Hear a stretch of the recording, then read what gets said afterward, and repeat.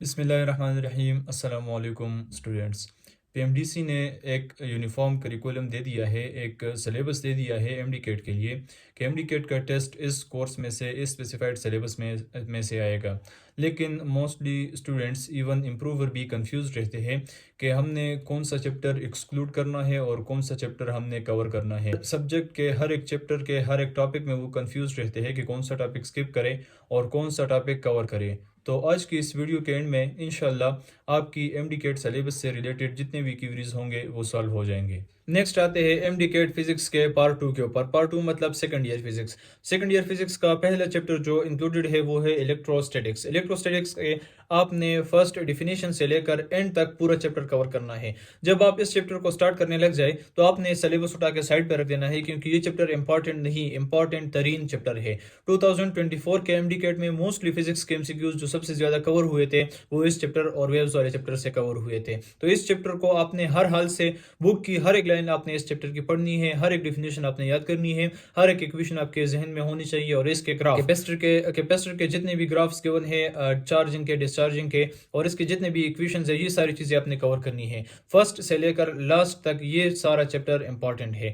इसमें कोई भी टॉपिक आप एक्सक्लूड ना करें, मेरी आपको ये सजेशन है। और अगर आपको ये चैप्टर थोड़ा सा डिफिकल्ट लगता है और आप सिर्फ सिलेबस में मेंशन टॉपिक्स करते हैं तो ये फिर आप अपने रिस्क पे करें। मैं आपको ये रिकमेंड करूंगा कि ये chapter A to Z complete chapter आप इसको कवर करें, ये आपके लिए बहुत हेल्पफुल रहेगा। फर्स्ट चैप्टर है फिजिक्स का और सबसे इंपॉर्टेंट चैप्टर है।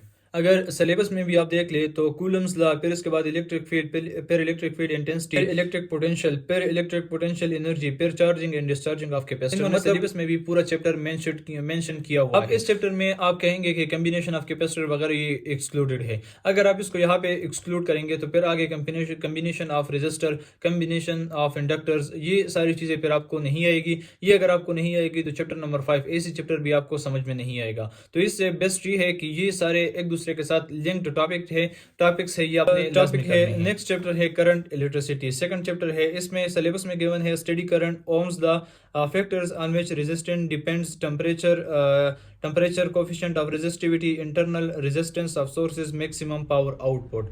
तो मैक्सिमम पावर आउटपुट तक ये चैप्टर आपने कवर करना है।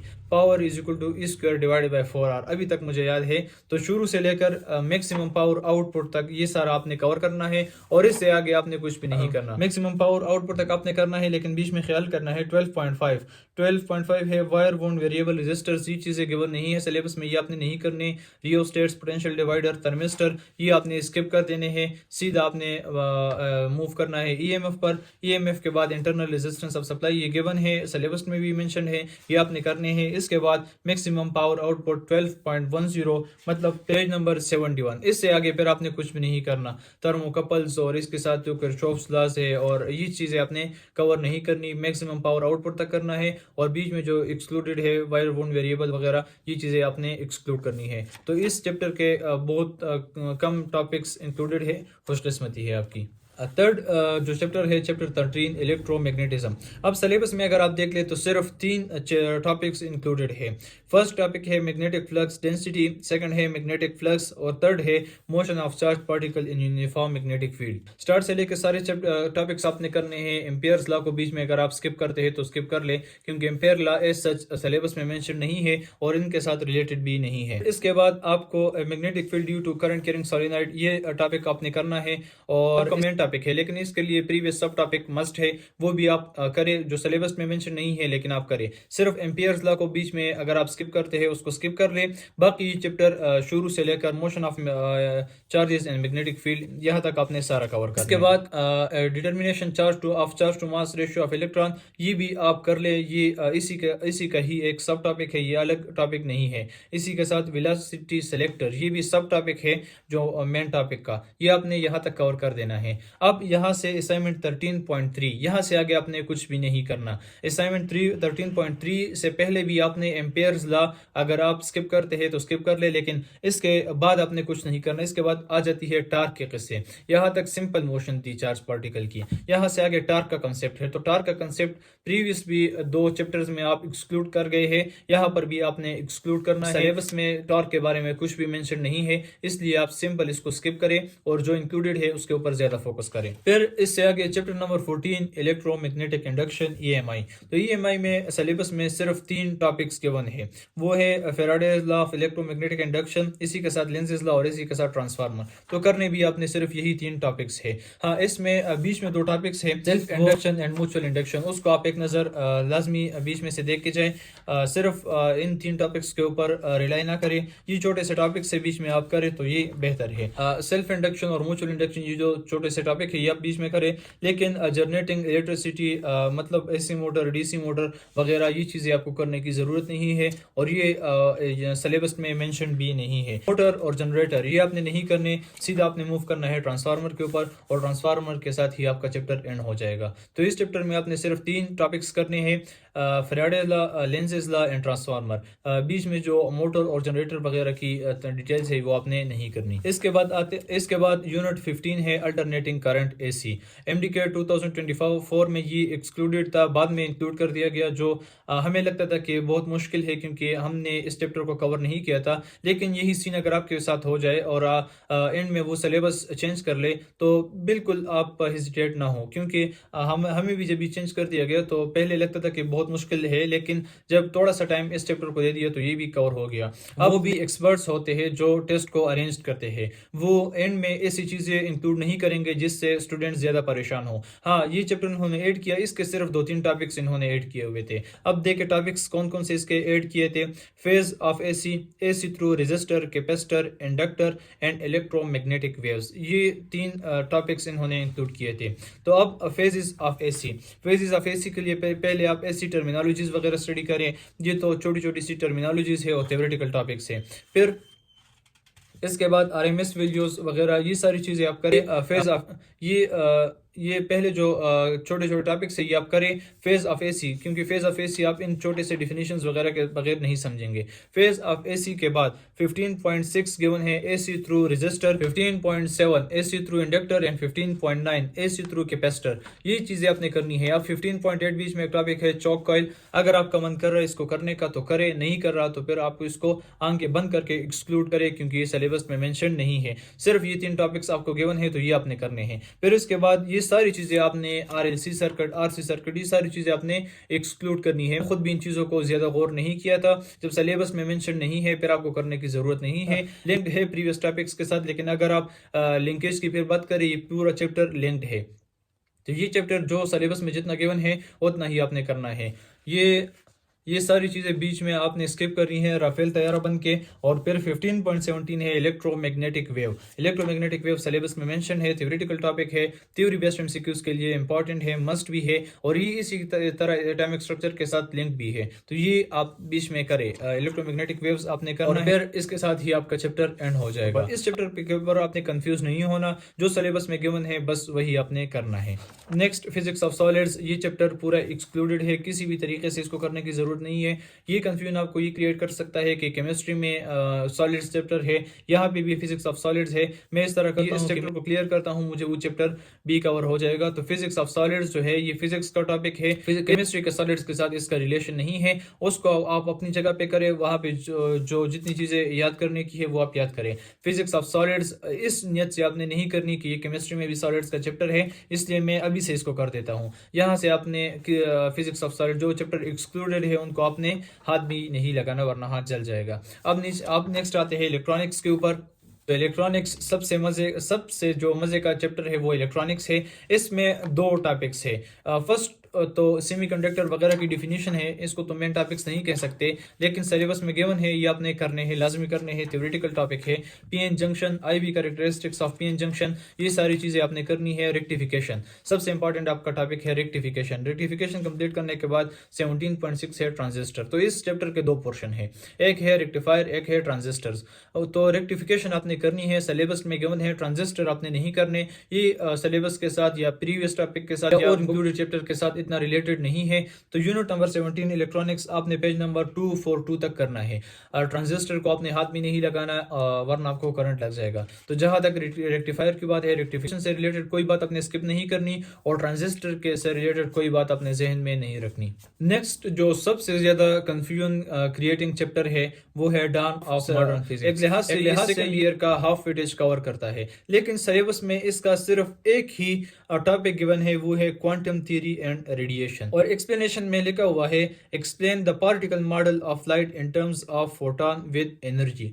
तो मतलब ये है कि आपने ये नहीं करना कि just particle nature of light को एक टॉपिक समझ के आपने कवर कर देना है। पार्टिकल नेचर ऑफ लाइट के रिलेटेड जितने टॉपिक्स है ये आपने कवर करने हैं। फर्स्ट जो थ्योरी है, ये थ्योरी आपने नहीं करनी, ये रेफरेंस ऑफ फ्रेम्स वगैरह ये थ्योरी के साथ रिलेटेड है। स्पेशल थ्योरी ऑफ रिलेटिविटी ये थ्योरी आपने नहीं करनी। इससे पहले जो गिवन टॉपिक्स है ये थ्योरी के लिए गिवन है, तो ये थ्योरी आपने बिल्कुल स्किप करनी है। और इसके एप्लीकेशंस ये सारी चीज़ें थ्योरी से रिलेटेड जितनी चीज़ें हैं ये आपने नहीं करनी। आपका चैप्टर स्टार्ट होता है टॉपिक 18.4 ब्लैक बॉडी रेडिएशन से। 18.4 से पहले जितना गिवन है कोई भी आपने आपके लिए ये आपके लिए नहीं है, ये STR है, स्पेशल थ्योरी ऑफ रिलेटिविटी। अगर बाद में इंक्लूड की गई तो फिर आप पढ़ेंगे, लेकिन अभी तक इसका सिलेबस के साथ किसी भी किस्म का रिलेशन नहीं है। तो ब्लैक बॉडी रेडिएशन ये आपने ये टॉपिक करना है, इंपॉर्टेंट टॉपिक। इसके बाद quantum theory of radiation, Planck's quantum theory ये भी आपने करनी है। फोटो इलेक्ट्रिक इफेक्ट ये भी आपने करना है। कॉम्पटन इफेक्ट ये भी आपने करना है। फिर इसके बाद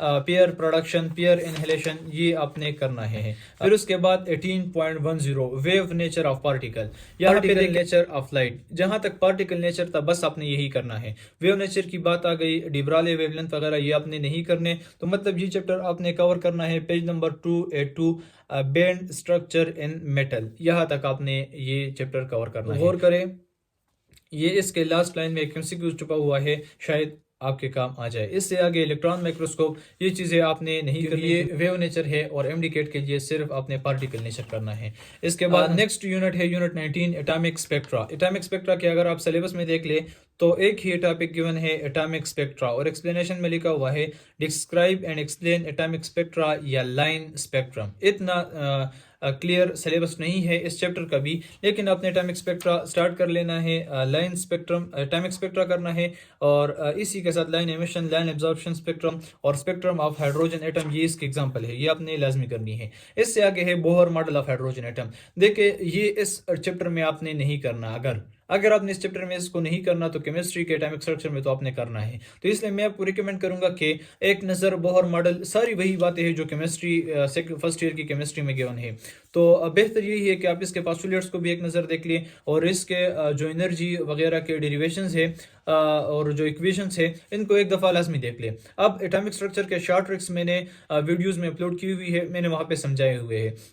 अगर आप उन शॉर्ट ट्रिक्स को सीख लेते हैं तो यहाँ से अगर कोई MCQs आएगा या एटॉमिक स्ट्रक्चर केमिस्ट्री से आएगा तो इंशाल्लाह इसीलिए आप इसको कवर कर लेंगे। फिर इसके बाद एनर्जी लेवल डायग्राम है, इस डायग्राम को लाजमी एक दफ़ा देख ले। केमिस्ट्री में एक डायग्राम गिवन नहीं है, केमिस्ट्री के टॉपिक्स के साथ इसका एनर्जी लेवल डायग्राम देख ले तो फिर आपके लिए ज़्यादा बेहतर हो जाएगा। फिर इसके बाद de Broglie waves and hydrogen atom touch भी नहीं करना इसको, इससे आपने दूर रहना है। एक्सरेज है, एक्सरेज देखिए केमिस्ट्री में भी गिवन है, यहाँ पे भी है, लेकिन दोनों में एक्सक्लूडेड है। जस्ट आपको इसका कंसेप्ट क्लियर होना चाहिए, और के जो दो एग्जांपल्स है इसको एक गो थ्रू दे दे एक्सरेज को, क्योंकि टॉपिक कई दफ़ा बुक्स में, हमारी बुक्स में मेंशन है लेकिन सिलेबस में इंक्लूडेड नहीं है, इसलिए आपने नहीं करनी। और इसके बाद है लेज़र, इसको तो आपने टच भी नहीं करना, कभी इससे कोई क्वेश्चन नहीं आया जब से ये एक्सक्लूड किया गया है। तो ये और ये देखिए लेज़र किसी भी तरीके से प्रीवियस टॉपिक्स के साथ या एटॉमिक स्पेक्ट्रा के साथ रिलेटेड नहीं है, तो बेहतर यही है कि इसको आप ना करें।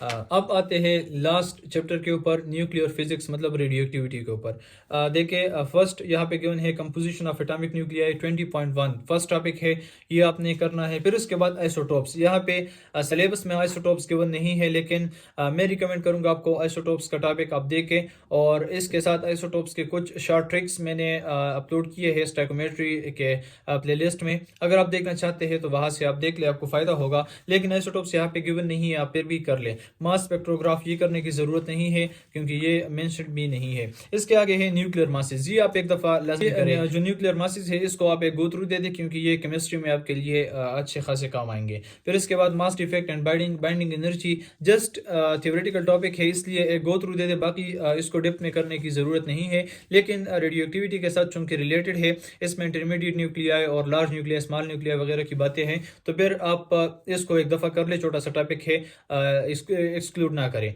इसके बाद है रेडियो एक्टिविटी, ये आपका सबसे इंपॉर्टेंट। देखिए सिलेबस में गिवन है spontaneous and random nuclear decay, और यहाँ पे आपका जो टॉपिक है वो गिवन है रेडियो एक्टिविटी। तो इसका मतलब है रेडियो एक्टिविटी ही है, ये आपने रेडियो एक्टिविटी साथ में करना है, ये एक्सक्लूड नहीं करना। आगे गिवन है 20.7 spontaneous and random nuclear decay, तो ये तो जाहिर सी बात है, ये तो गिवन है तो आपने करना है। Half life and rate of decay ये भी आपने करना है। फिर 353 तक ये चैप्टर आपने करना है। फिर इसके बाद interaction of radiation with matter नहीं करना आपने किसी भी तरीके से, ना लिंक्ड है ना गिवन है। रेडिएशन डिटेक्टर ये भी आपने नहीं करना। न्यूक्लियर रिएक्शंस ये भी आपने एक्सक्लूड ही करने हैं। न्यूक्लियर फिशन, न्यूक्लियर फ्यूजन ये चीज़ें आपने एक्सक्लूड करनी है। टेंशन ना ले। और न्यूक्लियर रिएक्टर्स ये भी ना सिलेबस में गिवन है ना ही किसी तरीके से लिंक्ड है। अब रेडिएशन एक्सपोजर 20.15 ये आपने करने हैं क्योंकि यहाँ पे गिवन है, देखे biological and medical uses of radiations. तो ये बायोलॉजिकल, ये रेडिएशन एक्सपोजर, ये छोटा सा आपने ये टॉपिक कर ले। फिर biological and medical uses of radiation 20.15 radiation exposure and 20.17 biological and medical uses of radiation ये आप करें। बायोलॉजिकल एंड ये जो 20.17 है ये एक थ्योरेटिकल टॉपिक्स है, इससे कई क्वेश्चन आ सकते हैं। फिर इसके बाद 20.18 है basic forces of nature, fundamental interaction ये आपने नहीं करनी। बिल्डिंग ब्लॉक्स ऑफ मैटर इसके साथ भी आपका कोई काम नहीं है। आपने की पॉइंट्स और जो एमसीक्यूज है ये आपने मस्ट करने हैं। किसी भी बुक के ऑब्जेक्टिव्स जो है ये आपने ना ही बुक में रंग अटेम्प्ट करने हैं क्योंकि फिर आप इसको रंग मेमोराइज कर देंगे, और ना ही आपने इनको इग्नोर करना है। ये था फिजिक्स का सिलेबस। अब नेक्स्ट इंशाल्लाह biology and then chemistry. Thanks.